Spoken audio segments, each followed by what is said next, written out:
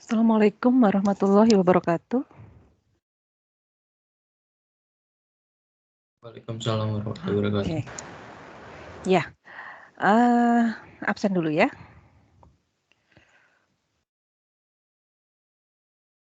Oke, seperti biasa saya beri waktu 5 menit ya untuk absen, silahkan.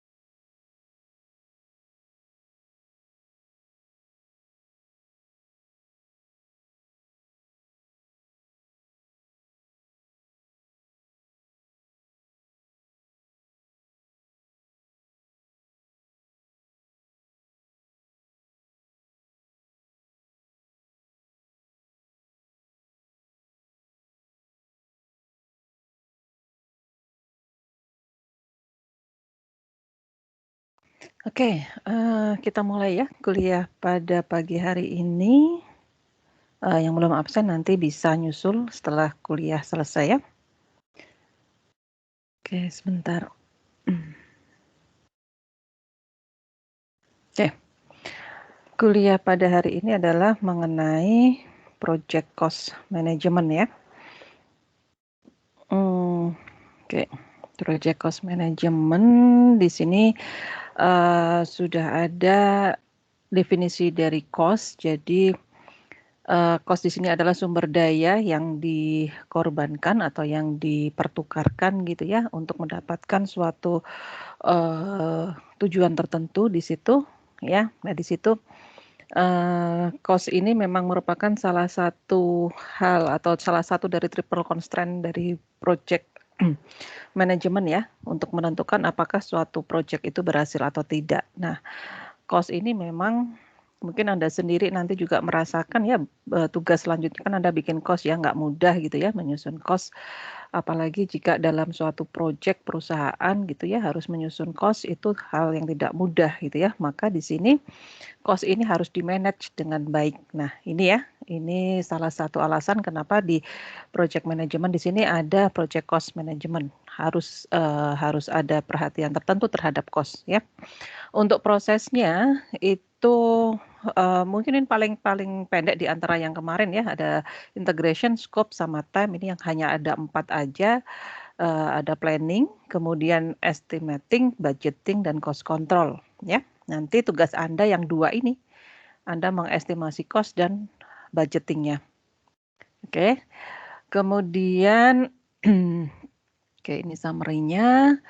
Kemudian ada beberapa prinsip dasar dari cost management yang harus Anda ketahui ya. Ada yang disebut sebagai profit ya, keuntungan, ada profit margin. Ini sudah saya jelaskan banyak di video ya. Nanti Anda bisa mendengarkan videonya. Ada life cycle costing gitu ya. Jadi costing ini juga ada life cycle-nya. Jadi nanti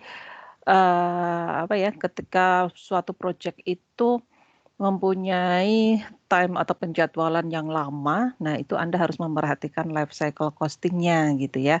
Kapan Anda, kan tidak mungkin perusahaan, misalkan Anda butuh 100 juta untuk, nggak mungkin ya kalau 5 tahun 100 juta gitu ya, berapa miliar untuk 5 tahun. Nah tidak mungkin perusahaan itu akan langsung memberi Anda 5 miliar gitu kan, nggak mungkin ya. Pasti nanti ada tahapan-tahapannya gitu ya. Itu life cycle costing. Kemudian ada cash flow analysis gitu ya. Kemudian untuk cost-cost-nya di sini ada tangible cost yang berwujud, yang tampak, ada yang tidak berwujud gitu ya, yang itu nanti juga harus Anda perhitungkan.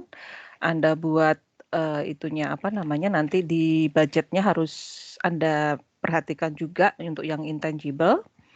Kemudian ada juga direct cost gitu ya. Direct cost ini yang secara langsung biasanya berpengaruh terhadap project ya, untuk misalkan gaji, pembelian aset gitu ya, barang gitu ya. Kalau indirect itu berarti yang secara tidak langsung tapi berpengaruh terhadap project ya, seperti kertas, tinta, ya itulah, konsumsi juga boleh gitu ya, itu indirect. Nah, kalau sunk cost ini biaya yang sudah dikeluarkan pada masa lampau gitu. Jadi ini sudah kadaluarsa gitu ya. Jangan dihitung lagi kalau udah ada sunk cost, itu nggak perlu dihitung lagi untuk project yang saat ini.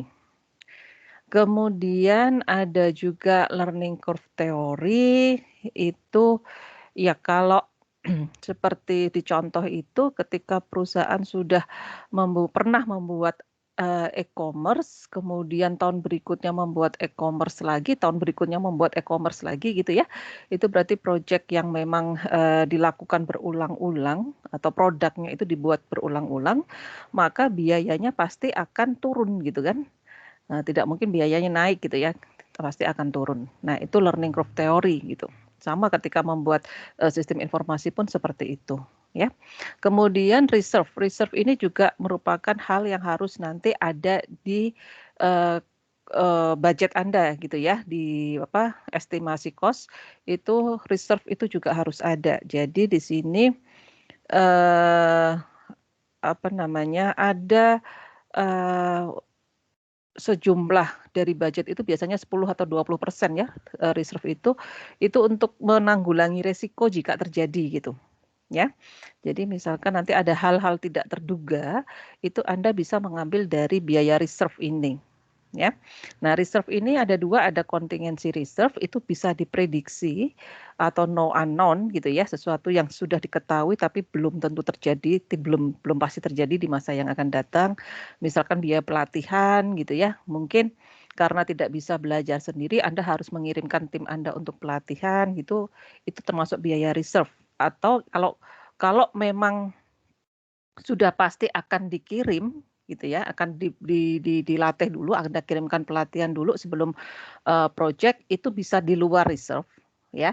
Tetapi kalau Anda kirakan tidak perlu pelatihan tapi Anda mempunyai cadangan biaya untuk pelatihan, itu baru dimasukkan ke reserve. Ya.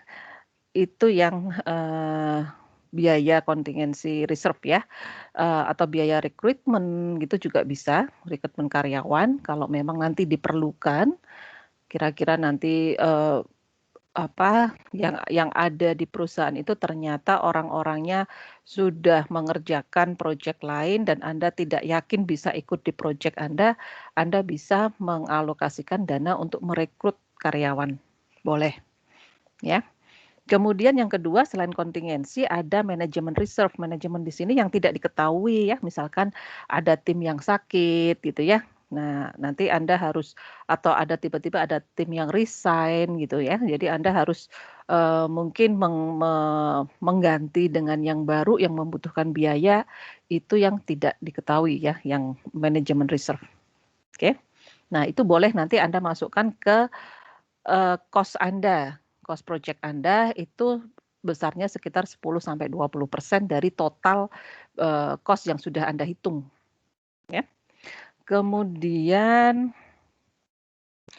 langkah pertama di sini ya, yang tadi planning, ini yang harus ada ketika Anda memplanningkan cost management, memplanningkan manajemen cost ya. Yang pertama level of akurasi, jika ada ya nanti ada pembulatan-pembulatan, kira-kira begitu ya.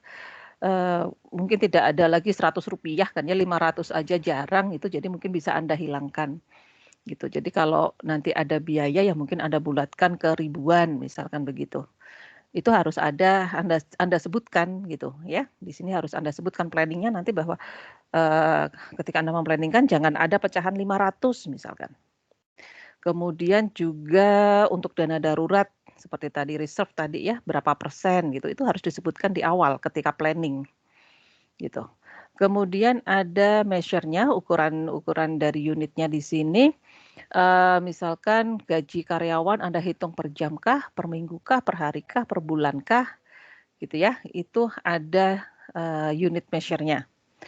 Kemudian prosedur link, organisasional prosedur link, ini link-linknya gitu ya. Anda bisa menggunakan WBS gitu ya.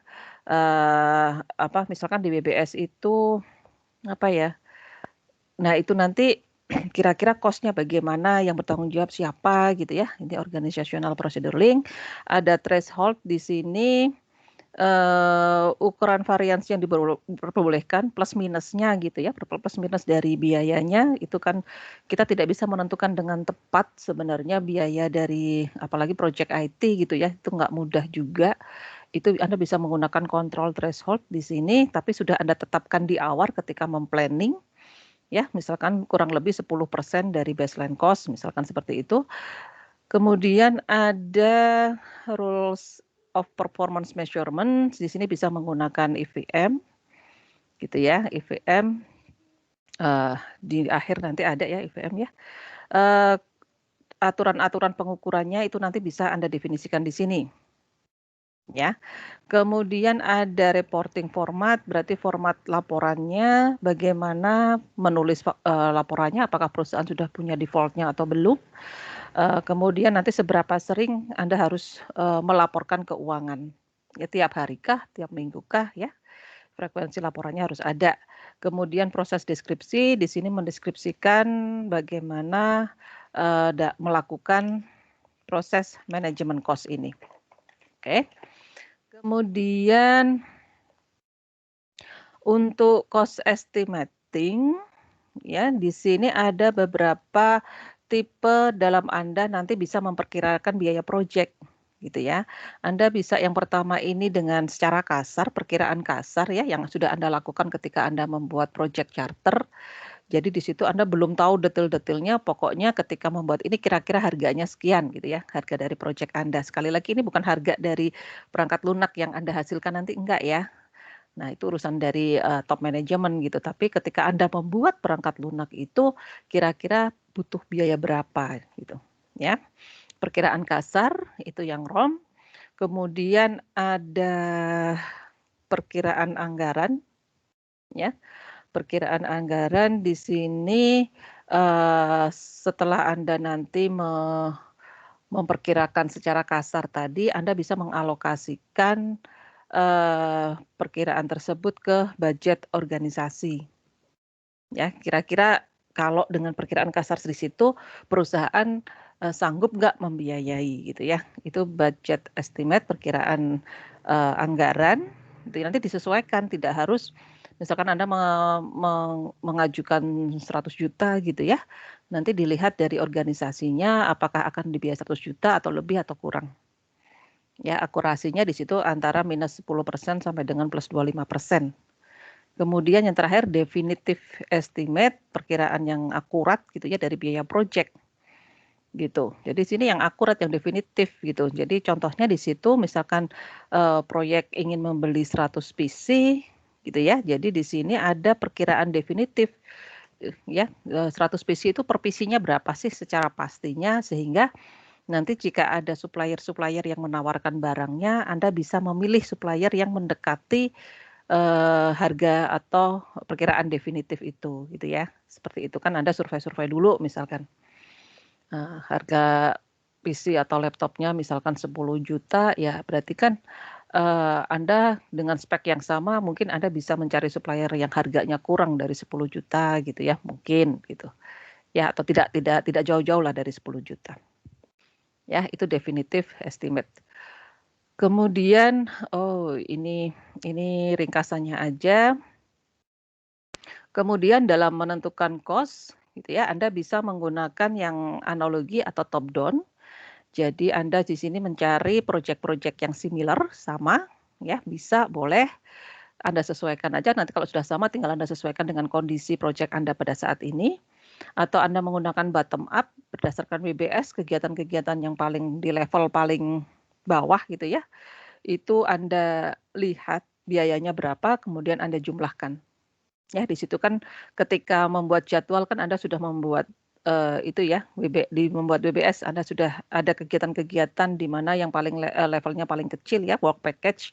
Nah, di situ kan ada penanggung jawabnya bisa Anda minta untuk menghitung, biaya kegiatannya termasuk membeli barang, gajinya, dan lain sebagainya, kemudian tinggal Anda jumlah. Itu bottom up estimate. Ya, kalau menggunakan parametrik di sini biasanya menggunakan suatu parameter tertentu gitu, ya, untuk mengestimasi proyek. Misalkan kalau di situ dicontohkan, misalkan seorang programmer itu dibayarnya per baris coding yang dia buat, misalkan. Itu juga ada gitu, ya nanti tinggal dia ngetik berapa baris gitu ya, itu kemudian dibayar per barisnya berapa. Atau nanti bisa per modulnya berapa gitu ya untuk programmernya. Ya, atau mungkin berdasarkan kepakaran gitu. Jadi, programmer itu kan ada yang sudah ahli banget, ada yang baru fresh graduate gitu ya. Nah, itu Anda beri level dengan gaji yang berbeda. Nah, itu yang kita sebut sebagai parametric modeling. Kemudian ini ada beberapa masalah ketika mengestimasi cost ya, terlalu cepat memperkirakan pokoknya sekian gitu ya, tanpa ada, pembelajaran dulu, tanpa ada expert judgment, tanpa melihat proyek-proyek sebelumnya gitu ya, pokoknya langsung ditentukan. Nah, ini nanti akan jadi masalah, biasanya masalah-masalah ini, hasilnya adalah bahwa cost yang dibutuhkan untuk menyelesaikan proyek itu menjadi membengkak gitu ya. Nah, itu berarti sudah gagal dalam hal cost gitu ya, kurangnya pengalaman, kemudian, juga di situ cenderung meremehkan gitu ya, untuk cost ini cenderung meremehkan. Kemudian biasanya pihak manajemen di sini menuntut keakuratan. Nah, ini contoh ya, contoh dalam mengestimasi cost. Jadi di sini ada suatu project gitu ya. Ada suatu project untuk pengadaan handle device ini, di mana di sini nanti akan dikembangkan softwarenya, terutama dalam hal interface-nya gitu ya. Kemudian setelah itu nanti akan diuji ya, diuji. Setelah diuji juga nanti di sini akan dilakukan training terhadap orang-orang yang terpilih di beberapa kota misalkan, atau di beberapa daerah kantor gitu ya, untuk menggunakan sistem itu. Jadi di sini tetap ada sampai ke trainingnya. Oke. Nah, dari sini Anda bisa menghitung cost-nya gitu ya. Misalkan nanti di sini untuk project manajemennya nanti kita butuh seorang project manager part-time aja, jadi tidak full-time, jadi dia tidak bekerja misalkan kalau sehari itu 8 jam, tidak bekerja full sehari gitu ya, part-time aja, kemudian didukung oleh 4 tim member ya di situ. Nah, di sini nanti Anda bisa menghitung ini gitu. Ya, ini project manajernya, ini tim membernya. Berarti tim member ini memang jumlahnya besar karena dibagi 4 ya. 1920 ini bagi 4 gitu. Ya, kemudian ini gajinya, ownernya dibayar per jam ya. Jadi satu orang project manager ini dibayar per jamnya $100. Kalau yang untuk tim membersnya ini dibayar $75 per unitnya, jadi per orangnya. Gitu ya, $75 kemudian ditotal aja. Ya, nah ini dapat kalau ini kontraktornya untuk kontraktor dari pengembangan software dan testingnya, ini langsung aja total misalkan sekian dijumlah, kemudian nanti berapa persen dari total gitu ya. Nah, kan Anda harus juga mengalokasikan, kan nggak boleh misalkan dari 100% itu 50% untuk honor gitu kan, nggak bisa juga seperti itu ya. Kemudian untuk pembelian hardware, tadi pengadaan handle device tadi ya yang 100, berarti kita harus membeli 100 device tadi yang harganya sekian dikalikan aja.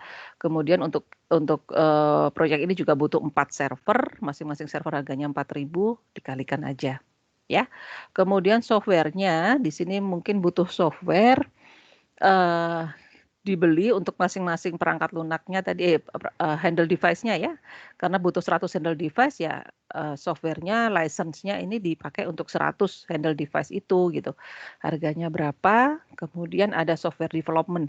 Software development ini di sini ada asterisk di sini, nanti bisa diperinci lagi ya. Software development kan itu merupakan suatu kegiatan yang meliputi berbagai macam kegiatan. Di sini ada. Nah, ini ya, ini untuk software development-nya gitu. Jadi untuk software development-nya di sini ada perinciannya lagi gitu ya. Jadi ini untuk external fungsi-fungsinya ya. Untuk external input, untuk external output dan segala macamnya. Nah, ini yang pengembangan softwarenya. Ini bisa Anda hitung seperti ini. Kemudian Anda kalikan aja, dapat ya. Nah, ini totalnya di sini gitu. Ini ya, 594. Kemudian setelah itu testing ini juga biasanya paket gitu ya. Jadi tidak harus berapa orang yang menguji, itu enggak gitu ya. Jadi langsung aja. Kemudian ini yang trainingnya. Jadi nanti melatih orang-orangnya karena ada 100 device tadi ya. Mungkin di sini bisa untuk training seperti ini biayanya. Ya, dan lain sebagainya. Ini reserve-nya 20% gitu ya, 20% dari total estimasinya. Nah, ini untuk perkiraan cost yang nanti harus Anda buat ini ya, tugas pertama. Nanti Anda harus membuat seperti ini. Jika memang harus ada perinciannya, Anda bisa memperinci seperti ini. Oke. Kemudian setelah cost estimate, Anda menentukan budget. Oke. Nah, menentukan budget di sini mengalokasikan perkiraan biaya proyek terhadap pekerjaan individu gitu ya, kegiatan-kegiatan yang lebih kecil itu gitu. Jadi kalau Anda menentukan sudah budgetnya itu proyek secara keseluruhan butuh biaya misalkan 100 juta. Nah, 100 juta itu baru kemudian Anda alokasikan ke masing-masing kegiatan. Gitu. Ya, bisa berdasar kegiatan, bisa berdasar hari sebenarnya. Nah, ini contohnya sih. Ya, contohnya di sini seorang project manager tadi ya, di sini butuh waktu 1 tahun ya. Ini bulan, misalkan ini bulan. Jadi project ini butuh waktu 1 tahun di mana per bulannya seorang project Anda definisikan dia 960 jam dengan subtotal $96.000. Nah, berarti kalau dibagi per bulannya yang 12, berarti 96 tadi dibagi 12 gitu. Anda anggap tiap bulan ini project manager ini gajian gitu. Ya. Jadi masing-masing bulan dia dapat 8.000. Ya. Kemudian project team members di sini diasumsikan bahwa tiap bulan itu sama gitu ya. Meskipun nanti project team member ini mungkin ada yang bekerja hanya di bulan pertama 2, 3, 4 gitu ya. Tapi bulan kelima ada orang lain yang menggantikan dengan kegiatan yang berbeda misalkan. Tapi di sini sama gitu ya. Orangnya sama, jumlah orangnya sama, jadi di sini 12.000. Nanti kalau Anda berbeda-beda pun boleh gitu ya. Misalkan pada bulan ke-5, 6 karena di sini kita butuh sumber daya manusia yang lebih banyak, tim membersnya yang bekerja lebih banyak, maka di sini gaji untuk tim membersnya lebih banyak di bulan-bulan pertengahan ini, boleh gitu. Kalau ini dibuat rata semua $12.000. Kemudian untuk kontraktornya silahkan ini juga dibuat sama, berbeda pun nggak masalah ya, asal nanti Anda bisa memperkirakan tiap bulan itu Anda butuh berapa gitu. Oke. Kemudian untuk handle device tadi ya, handle device di sini benar ya 60.000 ya. Oh ya, 60.000 kira-kira alat itu datangnya kapan dan harus Anda bayar kapan gitu. Ini ternyata 2 kali datang pada bulan ke-4 dan ke-5, maka di sini dibagi. Kalau misalkan pada bulan pertama dia sudah datang atau pada bulan kedua sudah datang semuanya, ya Anda langsung mengalokasikan bulan kedua ini 60.000 gitu. Nggak masalah juga ya, sama servernya juga sama. Software-nya juga sama, pada bulan keberapa Anda harus bisa membayar. Kemudian ini software development-nya ya, testingnya ini mungkin ini yang bervariasi ya, dan ada beberapa bulan gitu ya. Nah, ini boleh nih ya sampai testing ke-8. Nah, mungkin pada bulan ke-8 tadi handle device-nya sudah selesai, interface untuk handle device-nya juga sudah selesai, tinggal nanti diuji gitu. Ya, selesai sudah diuji, sudah tinggal nanti training, tinggal training aja ya, di training gitu. Oke. Nah, ini untuk reserve-nya kira-kira bisa Anda mulai dari bulan pertama pun nggak masalah gitu. Jadi tergantung dari kebutuhan proyek Anda. Sehingga nanti Anda tahu bahwa bulan pertama Anda butuh biaya berapa, bulan kedua butuh biaya berapa, dan seterusnya. Ini jumlahnya sama dengan yang perkiraan cost tadi. Nah, ini tugas kedua Anda. Jadi setelah tadi Anda memperkirakan cost, tugas keduanya di sini Anda harus memperkirakan budget ini tergantung proyek Anda ya. Kalau ini setahun dan dibayarnya per bulan, kalau mungkin kemarin di project charter Anda 3 bulan nanti dibayarnya per minggu, ya berarti ada berapa? 12 minggu gitu ya. Kalau 1 bulannya kita anggap 4 minggu, berarti kalau 3 bulan ya 12 minggu. Berarti ini minggu pertama, minggu kedua, dan seterusnya. Kalau 6 bulan ya terserah Anda aja. Kalau 6 bulan Anda hitungnya per minggu ya berarti 4 kali 6, 24 kolom ya. Untuk tiap bulannya berapa. Oke, ini untuk costingnya. Nah, setelah Anda tadi menentukan cost, sekarang Anda bisa mengontrolnya gitu ya. Mengontrolnya Anda bisa menggunakan EVM ini. Ya, earned value management tadi sudah ya, di depan tadi sudah disebutkan kalau Anda menggunakan EVM di sini ada beberapa hal yang harus Anda pahami dulu untuk menghitung EVM. Yang pertama adalah plan value atau budget ya. Jadi di sini adalah yang diperkirakan, yang direncanakan gitu ya, yang direncanakan cost yang Anda rencanakan untuk nanti dipakai untuk menyelesaikan project itu plan value atau menyelesaikan suatu kegiatan ini ya. Karena di IVM di sini misalkan Anda ingin tujuannya gini, IVM ini ya, jadi tidak sampai proyek selesai sebenarnya. Jadi misalkan ada suatu kegiatan yang Anda rencanakan 1 minggu gitu ya. Nah, kemudian ternyata 1 minggu dia belum selesai. Nah, ini Anda bisa ngitung dengan IVM kira-kira nanti kegiatan ini seperti apa sih gitu ya. Kita ruginya seperti apa gitu, boleh gitu. Atau suatu kegiatan yang belum selesai, Anda perkirakan sebulan selesai. Nah, minggu kedua kemudian Anda cek gitu. Apakah kegiatan ini over budget atau under budget gitu ya, overtime atau undertime, ini Anda bisa menggunakan IVM ya untuk mengecek kegiatan itu. Nah, ini ada plan value, kemudian ada actual cost ya. Jadi actual cost di sini total ya, total dari direct dan indirect cost. Anda total aja di situ untuk mengerjakan pekerjaan tersebut. Kemudian ada earn value, perkiraan nilai yang Anda dapat dari kegiatan yang diselesaikan itu, ya, earn value di sini. Oke, kemudian ini rumusnya, ya. Rumus-rumus ini yang bisa Anda pakai. Jadi kalau contoh di sini mungkin di video kurang begitu saya ini ya, nggak apa-apa. Di sini saya jelaskan lebih lanjut aja. Mungkin Anda nanti kalau ada pertanyaan silakan aja. Jadi misalkan kalau di video itu saya berikan contoh, misalkan ada suatu project yang untuk menginstalasi di mana dijadwalkan pekerjaan tersebut selesai dalam waktu 2 minggu gitu ya. Nah, pada akhir minggu pertama gitu, akhir minggu pertama ternyata baru 50% yang selesai. Ya. Jadi ketika akhir minggu pertama Anda hitung, itu berarti rate of performance dari kegiatan itu adalah 50% karena baru separuh selesai. Dari jadwal yang direncanakan ya. Minggu pertama itu ternyata baru 50%. Nah, kemudian di sini Anda bisa menghitung EV, earn value, ya, earn value di situ adalah plan value. Plan value-nya misalkan tadi kegiatan untuk instalasi itu membutuhkan biaya 10.000 ya, atau 10 juta lah, 10.000 dolar kalau di situ ya. Membutuhkan biaya 10.000 atau 10 juta gitu.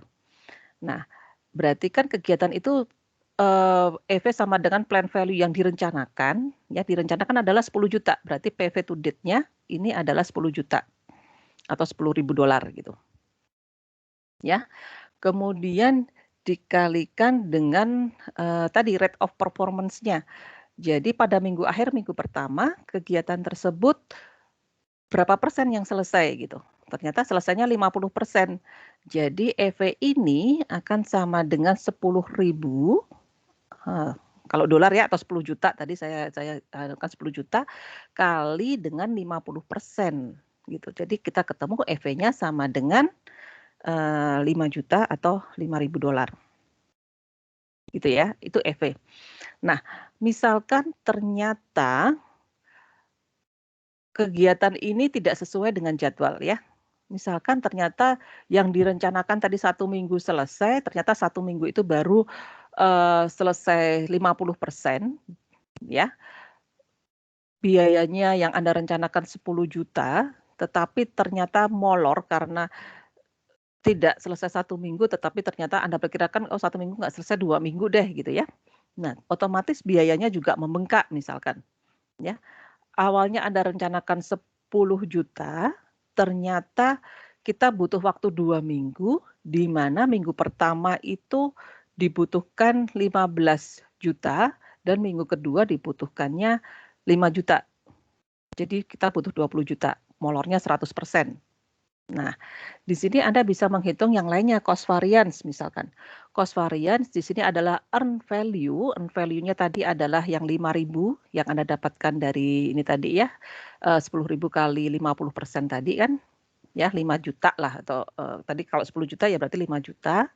Nah, berarti CV-nya adalah earn value dikurangi dengan actual cost pada minggu itu karena kita baru menghitung minggu pertama ya. Earn value-nya 5.000 dikurangi dengan actual cost. Actual cost pada minggu pertama tadi setelah molor tadi ternyata butuh dana 15 juta atau 15.000 gitu ya. Nah, berarti earn value-nya adalah 5 juta dikurangi dengan 15 juta. Hasilnya adalah minus. Nggak masalah gitu ya. Kalau minus apa, kalau plus positif apa, tadi kan di video sudah ada juga. Kita ngitung ini dulu. Kemudian schedule variance. Schedule variance ini adalah untuk time-nya. Jadi kita nanti akan melihat selain cost-nya apakah over budget atau under budget, di sini Anda juga bisa menghitung time ya, penjadwalannya, schedule variance-nya. Apakah overtime atau undertime atau apakah kegiatan Anda itu mendahului yang direncanakan jadi cepat ataukah behind the schedule masih terlalu lama gitu ya, tidak sesuai dengan yang dijadwalkan gitu. Nah, ini earn value dikurangi dengan plan value gitu. Ya, EV-nya tadi berapa? 5 juta dikurangi dengan plan value-nya yang Anda rencanakan adalah 10 juta. Oke.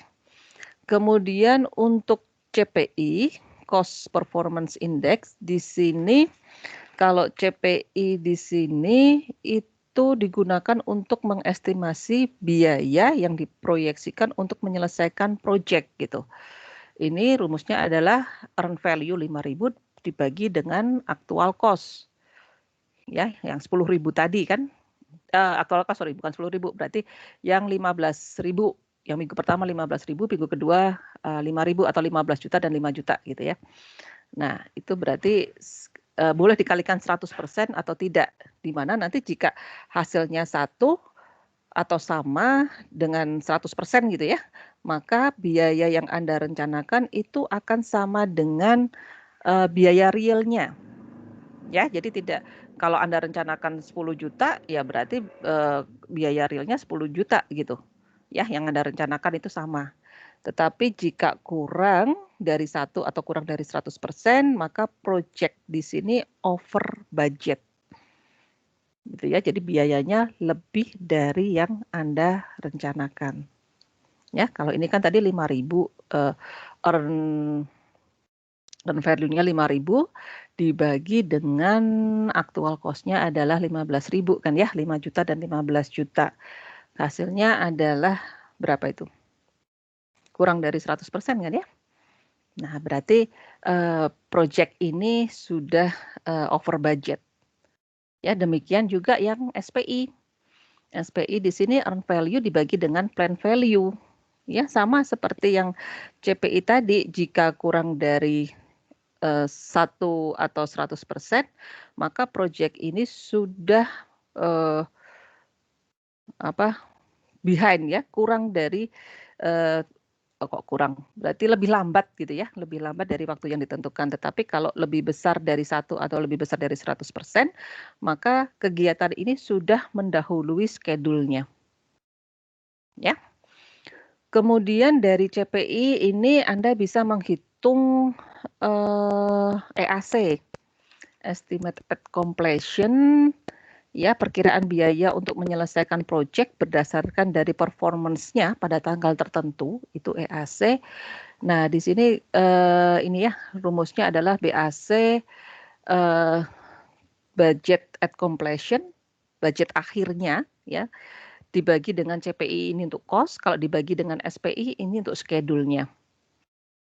Estimate time to complete ini ya. Nah, ini. Nah, ini bisa Anda buat sebagai suatu grafik. Nah, ini ya, grafik Anda bisa. Nah, ini yang di plan value-nya. Jadi ada jumlah aja plan value-nya bulan pertama, bulan kedua, dan seterusnya gitu ya. Budget at completion ini berarti budget akhir gitu ya. Budget akhir yang Anda rencanakan, selesai itu berapa gitu. Ini kan yang direncanakan. Nah, ini berarti titiknya di sini. Berarti pada bulan ke-12, karena tadi 12 bulan, itu harusnya budget yang dikeluarkan adalah 100.000. Ya, misalkan seperti ini. Nah, kemudian Anda menghitungnya misalkan pada bulan kelima nih. Pada bulan kelima ternyata actual cost-nya di atas plan value. Earn value-nya ini di sini ya, sekitar sini gitu. Nah, nanti Anda bisa melihat kan berarti ini sudah di atas yang Anda rencanakan, EV-nya berarti yang di bawah gitu. Ya, kemudian estimate at completion itu bisa Anda hitung dengan menggunakan tadi ya, BAC dibagi CPI atau BAC dibagi dengan SPI, itu ternyata ada di sini. Nah, kalau ada di sini berarti Anda dari titik ini saja Anda sudah tahu bahwa project ini itu sudah over budget dan over time gitu. Ya, karena sudah melebihi dari apa yang direncanakan. Ya, dari titik ini Anda sudah kegiatan ini atau project ini itu ternyata sudah over semuanya, baik overtime maupun over cost. Nah, di sini nanti ada sebagai seorang project manager harus bisa mengatasi ini gitu. Ya, apa yang harus Anda lakukan agar nanti ini tidak melebihi ini gitu. Ya, kalau di diagram network kan hanya time saja, ya Anda bisa melihat per kegiatan itu harus Anda apakan kalau nanti overtime, tetapi kalau di sini termasuk budgetnya, gitu. Sampai di sini adakah yang mau ditanyakan? Silahkan.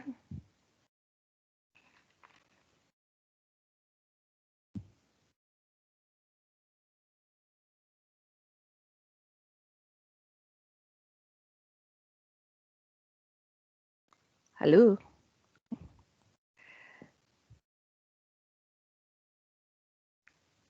Dari saya belum ada, Bu.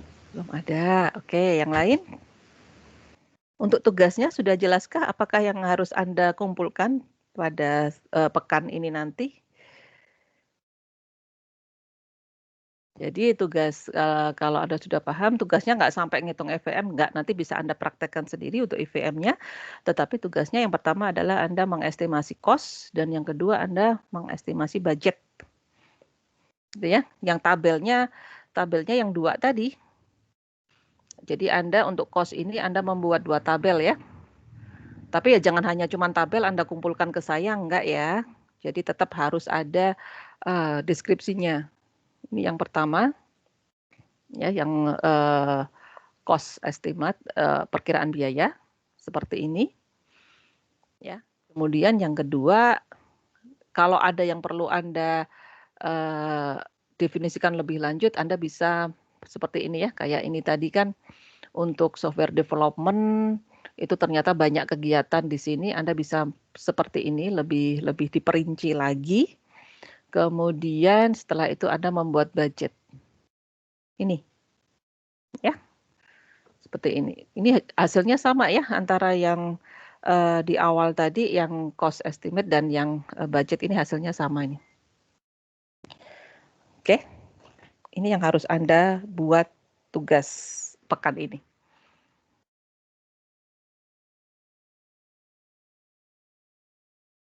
Oke, paham ya? Adakah yang mau ditanyakan sampai di sini? Untuk tugas? Cukup? Oke.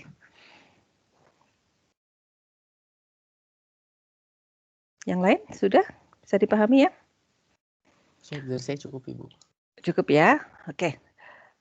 Untuk tugasnya juga sudah paham, jadi tugas itu di saya berarti sudah selesai ya untuk sampai kos, nanti akan saya nilai sampai kos untuk masuk yang ke project base ya 50%. Kemudian ini karena kuliah terakhir ya untuk manajemen project, mulai minggu depan kita sudah UTS, untuk project manajemen tetap ada UTS ya. Tetap ada UTS, jadi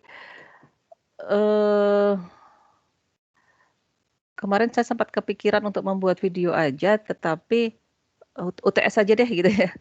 Karena kalau video ini Anda harus menjelaskan banyak banget, mulai dari project charter, objektif dan lain sebagainya, itu akan memakan waktu yang lama, mungkin 15 menit nggak cukup ya.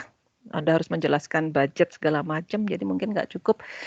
Jadi cukup untuk proyeknya sampai laporan aja, laporan dari cost. Sekali lagi nanti kalau ada review atau revisi, ya, Anda tuliskan dulu revisi Anda, baru kemudian Anda mengerjakan yang cost gitu ya. Kalau kemarin misalkan ada time, ada revisi, silahkan direvisi dulu, baru dikerjakan yang cost. Ya, sekali lagi selama tidak ada revisi, saya akan mengacu pada laporan Anda sebelumnya. Ya, kalau ada ketidaksesuaian ya berarti itu mengurangi dari nilai Anda gitu aja. Kemudian itu untuk tugas, kemudian untuk meet-nya, UTS-nya itu hampir sama seperti kuis ya nanti ya. Jadi online, multiple choice di situ dengan mungkin jumlah soal yang lebih banyak gitu aja. Untuk UTS-nya ya. Ada yang mau disampaikan di sini? Izin bertanya Bu, berarti Ya, kira-kira silakan. nanti UTS-nya teori semua ya Bu? Tidak hanya teori ya, mungkin di situ nanti ada seperti contohnya gini, kemarin ada nggak sih di UTS? Misalkan yang paling mudah ini contohnya seperti yang di time gitu ya. Mungkin nanti ada suatu contoh kegiatan, apakah kegiatan itu hubungannya bagaimana, ketergantungannya gitu. Itu kan bukan teori ya. Jadi misalkan ada contoh kegiatan bahwa untuk uji itu harus aplikasinya selesai gitu ya. Apakah uji itu termasuk ketergantungannya finish to start atau finish to finish gitu. Seperti itu. Jadi tidak hanya sekedar teori saja. Itu contohnya kira-kira kalau apa bukan teori, itu kan bukan teori ya. Nah, itu kan contoh masalah gitu. Baik. Kira-kira seperti itu ya. Oke, ada lagi yang lain? Silahkan.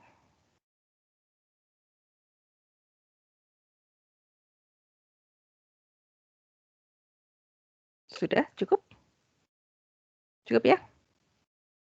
Jadi saya ulang sekali lagi, untuk tugas terakhir di saya itu cost Anda kumpulkan paling lambat seperti biasa hari Minggu. Ini hari Senin ya, berarti Anda kumpulkan hari Minggu, 1 minggu tetap.